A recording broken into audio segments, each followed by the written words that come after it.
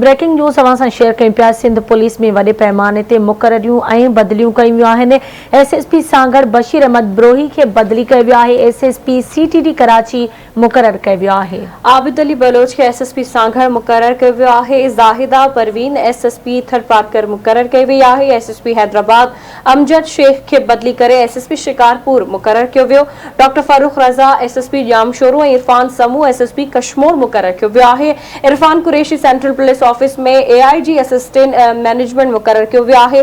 साजिद अमीर सजोज़ई खे बदिली करे एसएसपी हैदराबाद मुक़ररु कयो वियो। मंजूर अली खे एसएसपी शहीद बेनज़ीराबाद मुक़ररु कयो वियो आहे। Amir Saud Magsi course law CPO office तलब कयो वियो आहे। अहम ख़बर आहे असां सां शेयर करे रहिया आहियूं। सिंध पुलिस में वॾे पैमाने ते मुक़ररियूं ऐं बदिलियूं थियूं आहिनि। एसएसपी सांगड़ बशीर अहमद ब्रोही खे बदिली करे एसएसपी सीटीडी कराची मुक़ररु कयो वियो आहे, जॾहिं त आबिद अली बलोच खे एसएसपी सांगड़ मुक़ररु कयो वियो आहे। ज़ाहिदा परवीन एसपी थरपारकर मुक़ररु थी आहे, जॾहिं त एसएसपी हैदराबाद अमजद शेख खे बदिली करे एसएसपी शिकारपुर मुक़ररु कयो वियो आहे। डॉक्टर फारूक रज़ा एसएसपी जामशोरो ऐं इरफान समू खे एसएसपी कश्मीर मुक़ररु कयो वियो आहे। Irfan Qureshi central police office में एआईजी स्टेट मैनेजमेंट मुक़ररु कयो वियो आहे। साजिद अमीर सदोज़ई खे बदिली करे एसएसपी हैदराबाद मुक़ररु कयो वियो आहे। मंसूर अली एसएसपी शहीद बेनज़ीराबाद मुक़ररु थियो आहे, जॾहिं त अमीर सऊद मक्सी कोर्स लाइ सीपीओ ऑफिस तलब कयो वियो आहे।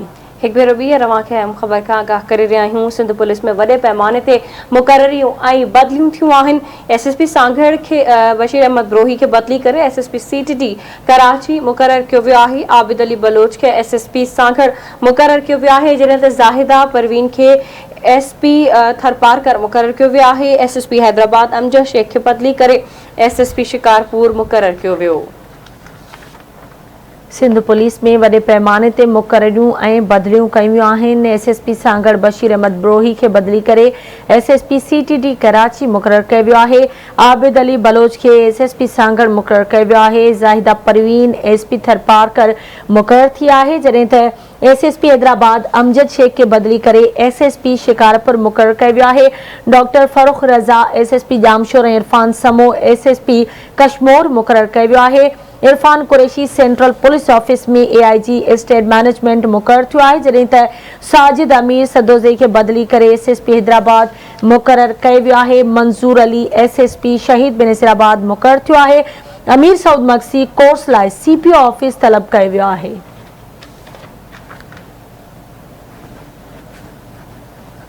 एक भेरो ॿी रवां खे अहम ख़बर खां आगाह करे रहिया आहियूं। सिंध पुलिस में वॾे पैमाने ते मुक़ररियूं ऐं बदिलियूं थियूं आहिनि। एसएसपी सांगड़ बशीर अहमद ब्रोही खे बदिली करे एसएसपी सीटीडी कराची मुक़ररु कयो वियो आहे। आबिद अली बलोच खे एसएसपी सांगड़ मुक़ररु कयो वियो। ज़ाहिदा परवीन खे एसएसपी थरपारकर मुक़ररु कयो वियो आहे।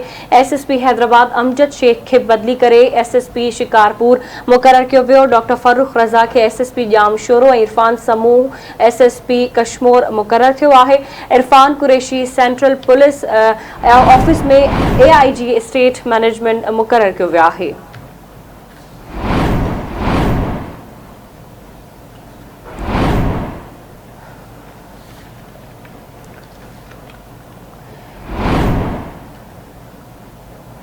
साजिद अमीर सदोज़ई खे बदिली करे एसएसपी हैदराबाद मुक़ररु कयो वियो। मंजूर अली एसएसपी शहीद बेनज़ीराबाद मुक़ररु कयो वियो आहे, जॾहिं त अमीर सऊद मक्सी खे कोर्स लाइ सीपीओ ऑफिस तलब कयो वियो आहे। सिंध पुलिस में वॾे पैमाने ते मुक़ररियूं ऐं बदिलियूं थियूं आहिनि। अहम ख़बर खां अवां खे आगाह कयूं पिया। एसएसपी सांगड़ बशीर अहमद ब्रोही खे बदिली करे एसएसपी सीटीडी कराची मुक़ररु कयो वियो आहे।